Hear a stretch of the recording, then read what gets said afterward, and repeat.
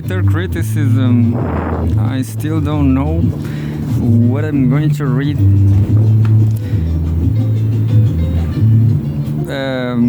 Let's try Cgtn again, maybe. I don't remember if I read today.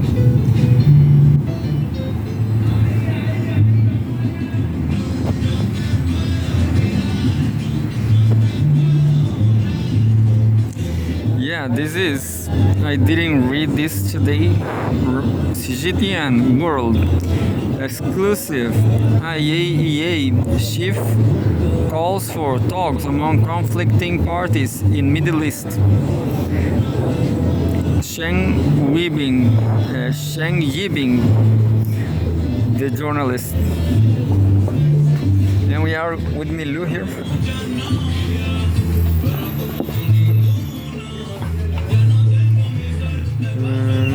Milu and I am Tintin.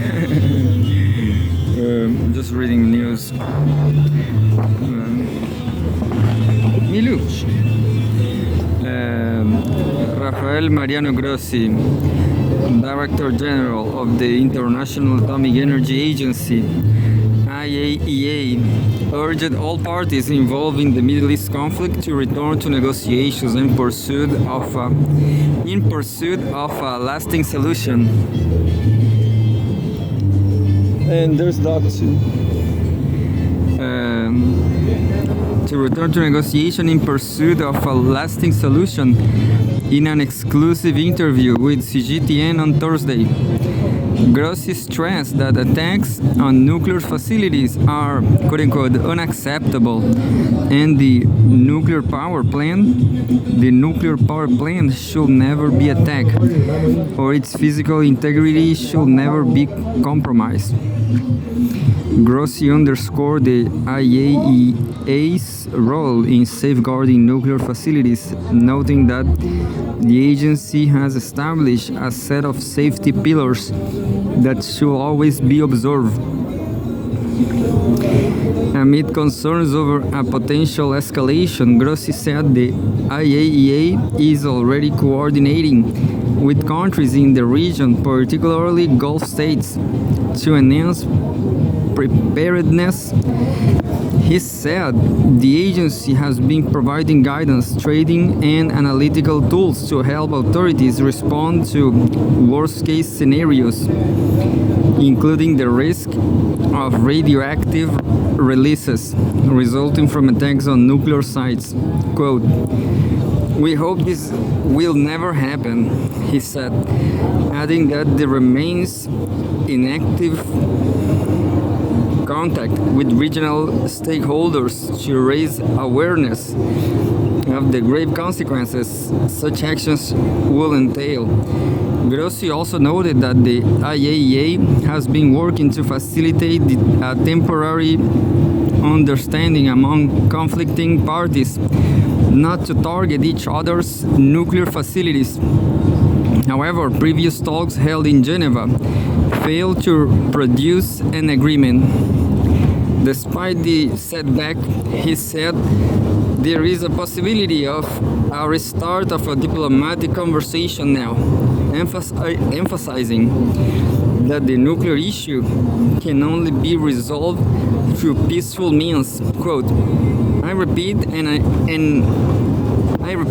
I urge my counterparts in all these countries that we need to be able to come again around the table in order to try to find a long-lasting solution to this problem, Grossi said. Grossi, do not bomb power plants. There's another one second, but I don't know if I'm going to read it. It says, China calls for a stable, healthy relationship with Philippines during diplomatic consultations.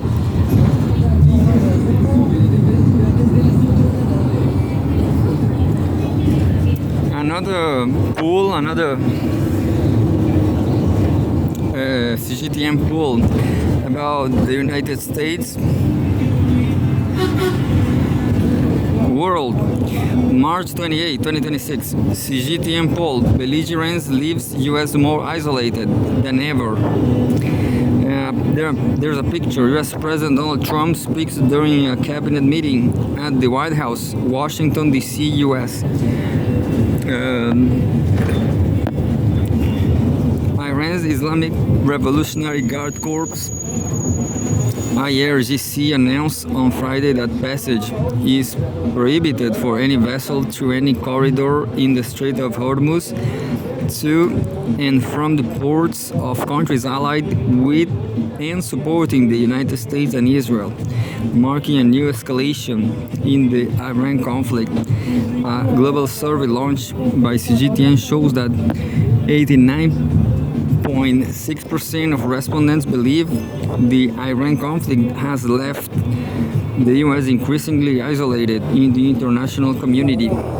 According to Podia Colivan, Iran's deputy permanent representative to the International Maritime Organization (IMO), more than 1,700 people have been killed, 22,800 injured, around 3.5 million displaced, and over 81,000 civilian facilities damaged or destroyed in Iran since the start of US and Israeli attacks. There's a hell lot, 81,000. In the poll, 92.4% of respondents agreed that the U.S.-Israeli military operations have seriously violated international law and the basic norms of international relations. At the start of the conflict, the U.S. prepared for negotiations with one hand while flexing its military muscle on the other. Now it is repeating the same tactic, offering Iran a 15-point peace plan, while at the same time pushing to deploy thousands of U.S. Marines and naval personnel to the Middle East. According to the poll, 88% of respondents believe the U.S. is using military coercion and maximum pressure against Iran during negotiations, while 94.2% believe the U.S.-Israeli strikes against Iran have further destabilized the situation in the Middle East. The trajectory of the war remains unclear, yet spillover effects such as the soaring oil prices are emerging one after another. The survey finds that 88.2% of respondents believe the Iran conflict has widened divisions between the U.S. and its traditional allies. In addition, 63.6% noted that as the divisions between the U.S. and Israel over strike targets, strategic goals, and other issues become increasingly evident, the U.S.-Israeli relations may grow tense. Moreover, 82.8% worry that the spillover effects will continue to spread. According to the Center of Strategic and International Studies, a U.S. think tank, the war is costing about $890 million per day. Meanwhile, soaring oil prices are driving up living costs for American households, leading to growing anti-war sentiment across the United States. In the poll, 88.5% believe that the Iran conflict will further deepen social divisions in the U.S. Also, 87% believe the U.S. Republican Party will lose substantial support among independent voters, dealing a severe blow to its prospects in the midterm elections. That's interesting. I heard that, well, there's too much news, but I guess, well, Javier Milei lost the midterm elections back in Argentina. Trump, I don't remember, but it's just Cgtn is saying the use of force is never the right way to resolve international disputes. It only fuels hatred and confrontation. In the poll, 65% of respondents endorse this view, believing that the top priority is an immediate ceasefire that and that all parties should refrain from any words or actions that escalate tensions.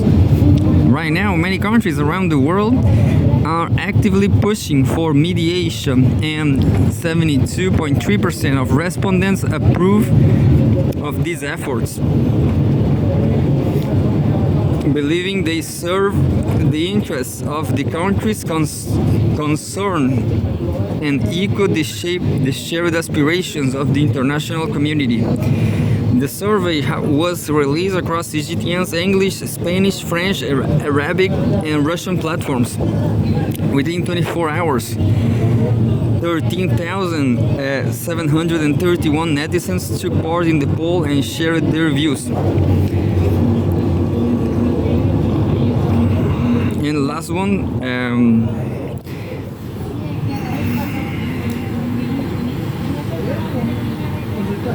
it says, world, this is a big text. Wang Xueming wrote it, Middle East conflict sparks global price surges, could reshape economy, definitely.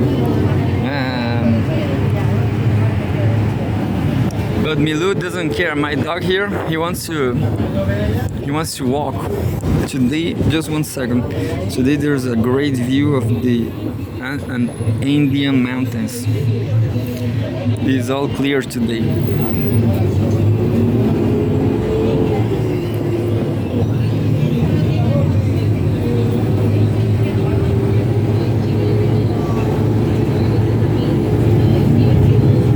More clear than ever. But here we go again. I'm sorry. And we have a satellite picture shows the Gulf of Oman and the Makran region at the center. In southern Iran and southwestern Pakistan and the Strait of Hormuz.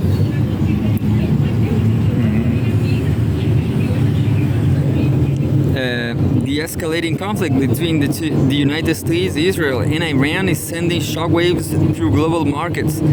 Shipping through the Strait of Hormuz, a critical corridor for energy and commodity flows, has slowed sharply, triggering prices surge in oil, gas, and key industrial and agricultural inputs, with potential long-term implications for the global economy.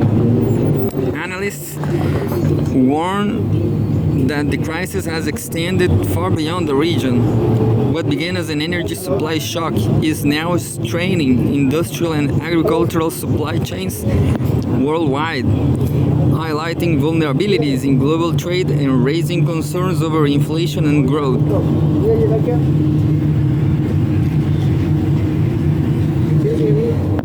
Energy and commodity shocks. The Strait of Hormuz handles roughly 20 million barrels of oil per day, about 35% of global seaborne crude trade. The International Energy Agency was warned that disruptions could rival the combined impact of the 1970s oil crisis and the post-Russia-Ukraine gas shock. Despite coordinated releases of strategic reserves, market anxiety persists amid fears of prolonged disruption. Brent crude futures, which reflect market expectations, have risen about 36% since late February, reaching over $113 per barrel by March 27. Prices from physical oil from the Middle East, tracked by the Dubai benchmark, have surged 76% to $126 per barrel, with greater volatility.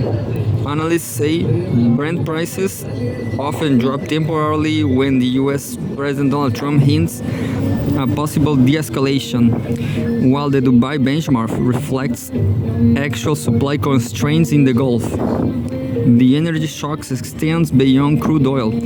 Liquefied natural gas (LNG) markets are also under pressure, with prices in Japan and South Korea rising by 48%. Jet fuel costs are climbing sharply, along with niche commodities such as helium. Without relief, these increases could further fuel global inflation and weigh and weighed on economic growth. In the United Kingdom, wholesale electricity and gas prices have surged following the conflict, according to energy consultancy Cornwall Insight Limit. Electricity bills have risen 10 to 30%, while gas contract prices are up 25 to 80% since late February.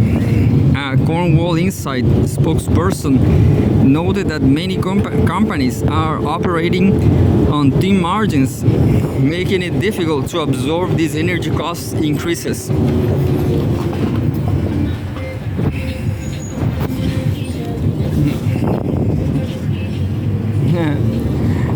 And there's a picture, gasoline prices at a filling station in Philadelphia, the United States, Friday. Shipping costs. The shipping industry is also feeling the impact. A report by the European Federation for Transport and Environment, TNE, shows the global sector has faced over 4.6 billion euros, 5.3 billion euros.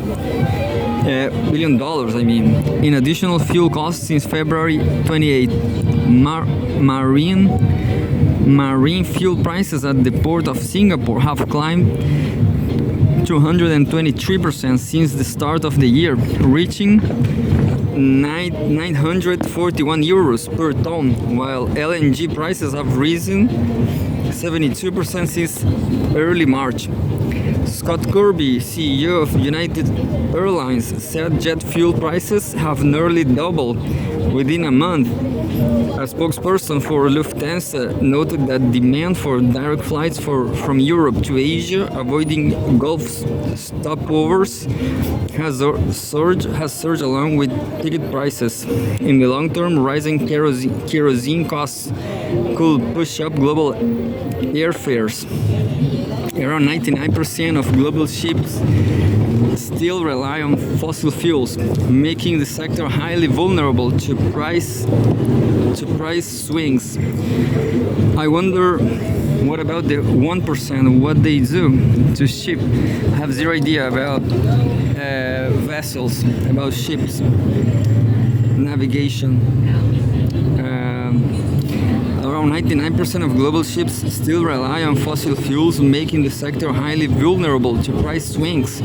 According to the TNE report, Eloy Noé, shipping policy manager at TNE, I don't know what's that, TNE, said the current shock could serve as a catalyst for green shipping measures, which previously were seen as costly but now appears comparatively more viable.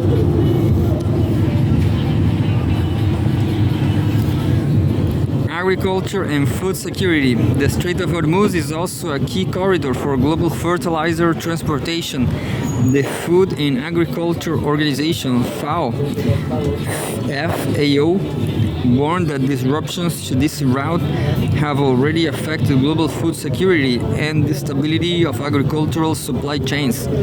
According to FAO chief economist Máximo Toredo, war risk insurance premiums in Gulf waters have surged from 0.25% to as high as 10%. Urea prices have risen sharply, leaving farmers in many countries facing dual pressure from higher fertilizer and fuel costs. Key fertilizer inputs such as urea, ammonia, and sulfur have been largely produced in the Gulf region. Anticipated shortages have pushed up global prices.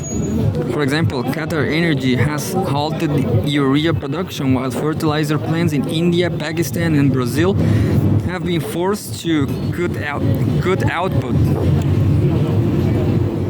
Toledo noted that if tensions ease within a month, markets may gradually absorb the shock. However, prolonged supply disruptions could severely affect the next planting season. The FAO has urged countries to open alternative shipping routes, supporting import-dependent nations and avoid imposing food export restrictions, warning that such measures could exacerbate volatility in global food and energy markets. Those communists. I mean, yeah, but market capitalism is evil. Capitalism will never hurt, never hear. The Organization for Economic Cooperation and Development, OECD, warned in its latest outlook that the Middle East uncertainty is testing global economic resilience.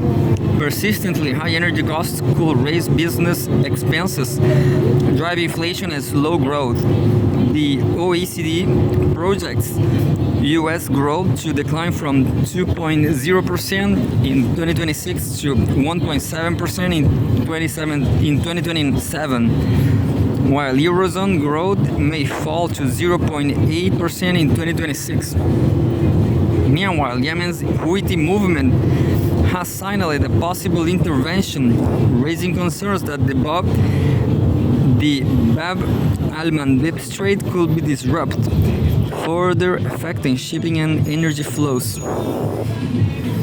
Li Zixing, assistant research at the China Institute of International Studies, told CMG in a recent interview that the crisis may accelerate structural shifts in the global economy. He highlighted the risks from over-resilience on a single fossil fuel route, noting that supply chain disruptions may push global trade to prioritize security and resilience over efficiency, encouraging industrial diversification. The crisis is also putting pressure on the petrodollar system, potentially accelerating the de-dollarization and diversification of the international monetary system.